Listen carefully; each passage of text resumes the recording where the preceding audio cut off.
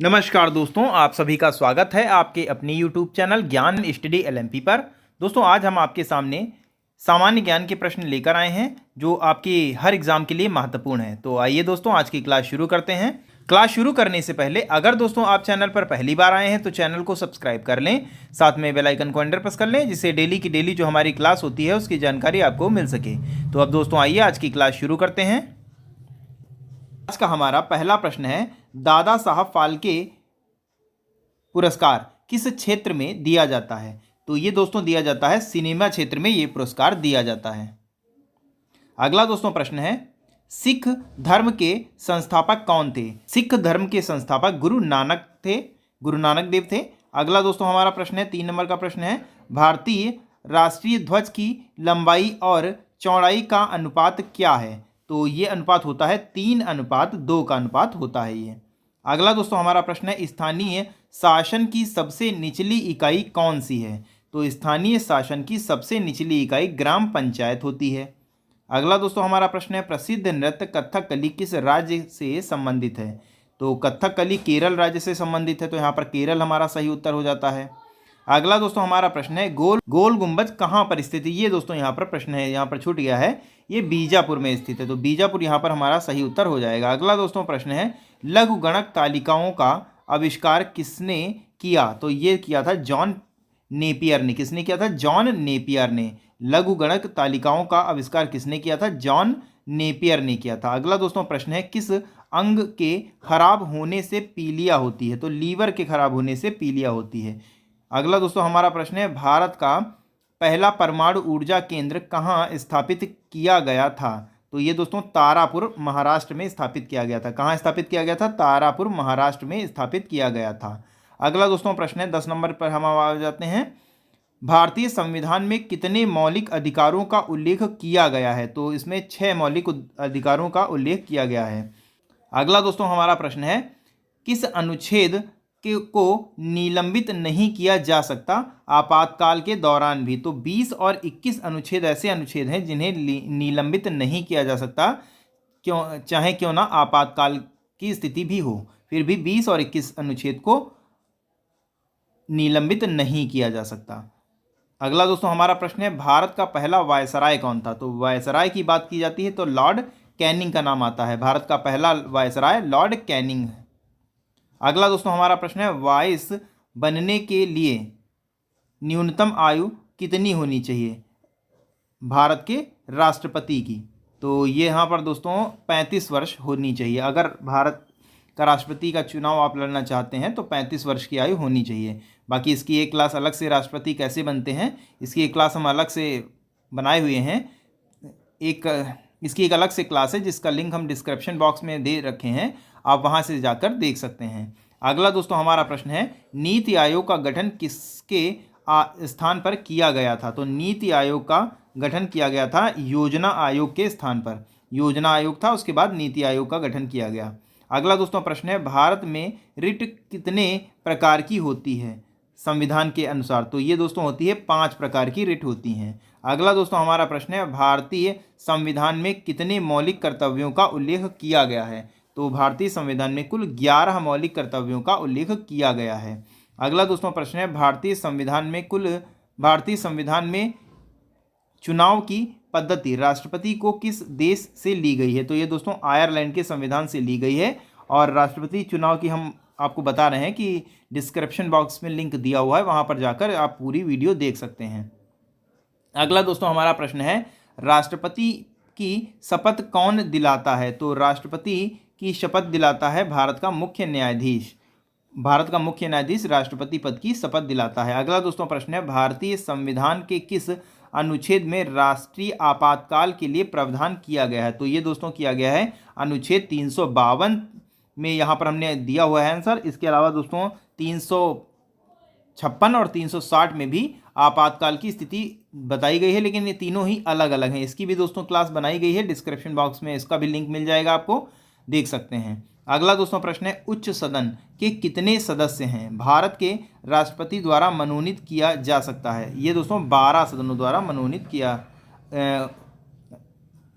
उच्च सदन में 12 राष्ट्रपति द्वारा मनोनीत किए जा सकते हैं। अगला दोस्तों हमारा प्रश्न है, भारत का लघु संविधान किस संशोधन के रूप में भी जाना जाता है? तो ये दोस्तों 42वें संविधान संशोधन के रूप में जाना जाता है। अगला दोस्तों प्रश्न है, जम्मू और कश्मीर राज्य विधानसभा का कार्यकाल है, ये कितना है दोस्तों? ये 6 वर्ष का कार्यकाल होता है। अगला दोस्तों हमारा प्रश्न है, अखिल भारतीय सेवाओं के लिए नियुक्तियां किसके द्वारा की जाती हैं? तो ये दोस्तों राष्ट्रपति द्वारा की जाती हैं। किसके द्वारा की जाती हैं? राष्ट्रपति द्वारा की जाती हैं।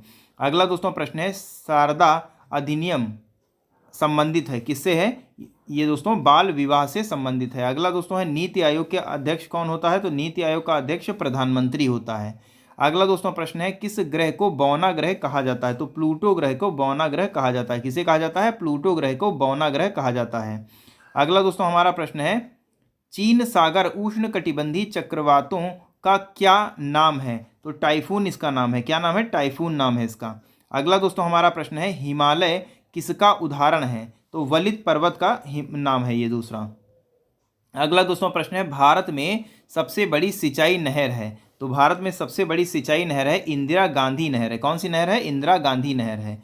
अगला दोस्तों प्रश्न है, भारत में सर्वोच्च नागरिक पुरस्कार कौन सा है? तो भारत में सर्वोच्च नागरिक पुरस्कार है भारत रत्न। कौन सा है? भारत रत्न। अगला दोस्तों प्रश्न है, ब्रह्म समाज की स्थापना कब हुई थी? तो ब्रह्म समाज की स्थापना हुई थी 1828 में। कब हुई थी? 1828 में। अगला दोस्तों प्रश्न है, ब्रह्म समाज की स्थापना किसके द्वारा और कहाँ की गई थी? तो राजा राम मोहन राय द्वारा कलकत्ता में की गई थी। कहाँ की गई थी? कलकत्ता में। किसके द्वारा की गई थी? राजा राम मोहन राय के द्वारा। अगला दोस्तों हमारा प्रश्न है, आधुनिक भारत में हिंदू धर्म के सुधार का पहला आंदोलन कौन सा था? तो ये ब्रह्म समाज इसका पहला आंदोलन था। अगला दोस्तों प्रश्न है, ब्रह्म समाज का विरोधी संगठन कौन सा था जिसने सती प्रथा व अन्य सुधारों का विरोध किया था? तो ये दोस्तों धर्म सभा के द्वारा इसका विरोध किया गया था। अगला दोस्तों प्रश्न है, धर्म सभा के संस्थापक कौन थे? ये दोस्तों राधाकांत देव इसके संस्थापक थे। किसके? धर्म सभा के संस्थापक राधाकांत देव थे। अगला दोस्तों प्रश्न है, सती प्रथा का अंत कब हुआ था? तो सती प्रथा का अंत हुआ था 1829 में। कब हुआ था? 1829 में। अगला दोस्तों प्रश्न है, सती प्रथा के अंत में सबसे अधिक प्रयास किसका रहा है? तो सती प्रथा के अंत में सबसे अधिक योगदान राजा राममोहन राय का था। और किस वर्ष? 1829 में। अगला दोस्तों प्रश्न है, आर्य समाज की स्थापना कब हुई? तो आर्य समाज की स्थापना हुई 1875 में। और इसके संस्थापक की अगर हम बात कर लें तो 1875 में इसकी स्थापना हुई। और आर्य समाज की स्थापना किसके द्वारा हुई? स्वामी दयानंद सरस्वती जी के द्वारा इसकी स्थापना हुई। अगला दोस्तों प्रश्न है, आर्य समाज किसके विरुद्ध है? ये धार्मिक अनुष्ठानों एवं मूर्ति पूजा के विरुद्ध है। अगला दोस्तों प्रश्न है, 19वीं सदी में भारतीय पुनर्जागरण का पिता किसे माना जाता है? तो 19वीं शताब्दी में भारतीय पुनर्जागरण का पिता राजा राममोहन राय को माना जाता है। किसे माना जाता है? राजा राममोहन राय को माना जाता है। अगला दोस्तों प्रश्न है, राजा राममोहन राय का जन्म कहाँ हुआ था? तो राजा राममोहन राय का जन्म हुआ था राधानगर और जिला वर्धमान है। अगला दोस्तों प्रश्न है, स्वामी दयानंद सरस्वती का मूल नाम क्या था? तो इनका मूल नाम था मूल शंकर। क्या नाम था? मूल शंकर। अगला दोस्तों प्रश्न है, राजा राममोहन राय के इंग्लैंड जाने के बाद ब्रह्म समाज की बागडोर किसने संभाली थी? तो राजा राममोहन राय के इंग्लैंड जाने के बाद इसकी बागडोर संभाली थी रामचंद्र विद्या गिरीश वागिश ने। रामचंद्र विद्या वागिश ने। अगला दोस्तों अब हमारा 45 नंबर का प्रश्न आ जाता है, किसके प्रयासों से ब्रह्म समाज की जड़ें उत्तर प्रदेश, पंजाब और मद्रास में फैली? तो ये दोस्तों केशव चंद्र सेन के प्रयास से, इनके प्रयासों से ब्रह्म समाज की जड़ें उत्तर प्रदेश, पंजाब और मद्रास में पहुंची। अगला दोस्तों हमारा प्रश्न है, 1815 में कलकत्ता में किसने आत्मीय सभा की स्थापना की? तो राजा राममोहन राय के द्वारा ये स्थापना की गई। अगला दोस्तों प्रश्न है, राजा राममोहन राय व डेविड हेयर हॉकिंस संस्था से जुड़े थे? तो हिंदू कॉलेज से ये दोस्तों जुड़े थे। किससे जुड़े थे? हिंदू कॉलेज से। अगला, थियोसोफिकल सोसाइटी की स्थापना कब और कहाँ हुई? तो ये हुई न्यूयॉर्क में। और कब हुई? 1875 में थियोसोफिकल सोसाइटी। और इसकी स्थापना किसने की थी? इसकी अगर हम बात कर लें तो अडियार ने इसकी स्थापना की थी। थियोसोफिकल सोसाइटी की स्थापना भारत में कब और कहाँ हुई? तो अडियार में, मद्रास में हुई थी 1882 में। सत्यार्थ प्रकाश की रचना किसने की? तो ये दयानंद सरस्वती ने की। किसने की? दयानंद सरस्वती ने। वेदों की ओर लौटो का नारा किसने दिया था? दयानंद सरस्वती ने दिया था। किसने दिया था? दयानंद सरस्वती ने दिया था। अगला दोस्तों प्रश्न है, रामकृष्ण मिशन की स्थापना कब हुई थी? तो रामकृष्ण मिशन की स्थापना हुई थी 1896 और 97 में इसकी स्थापना हुई थी। कहाँ हुई थी? बेलूर कलकत्ता में इसकी स्थापना हुई थी। अगला दोस्तों, रामकृष्ण मिशन की स्थापना किसने की थी?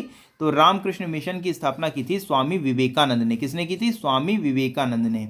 अगला दोस्तों प्रश्न है, अलीगढ़ आंदोलन किसने चलाया था? तो ये चलाया था सर सैयद अहमद खान ने। किसने चलाया था? सर सैयद अहमद खान ने चलाया था।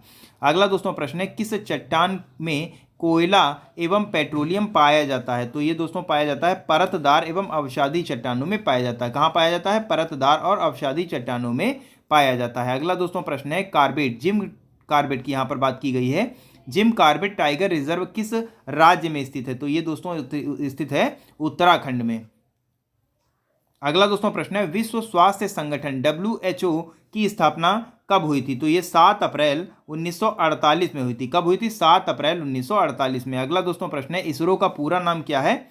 इसरो का पूरा नाम है Indian space research organisation. Indian space research organisation.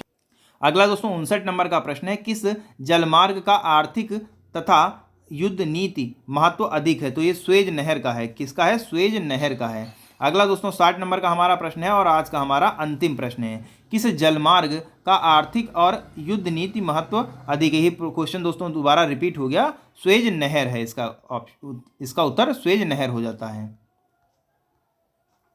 तो कैसी लगी दोस्तों आज की क्लास? आपको कमेंट करके बताना है। और अगर दोस्तों आज की क्लास आपको अच्छी लगी हो तो वीडियो को लाइक करें और ज़्यादा से ज़्यादा शेयर करें। और अगर आप चैनल पर पहली बार आए हैं तो चैनल को सब्सक्राइब कर लें। इसी के साथ दोस्तों आज की क्लास हम यहीं पर समाप्त करते हैं। मिलते हैं अगली क्लास में। तब तक के लिए नमस्कार, जय हिंद, जय भारत।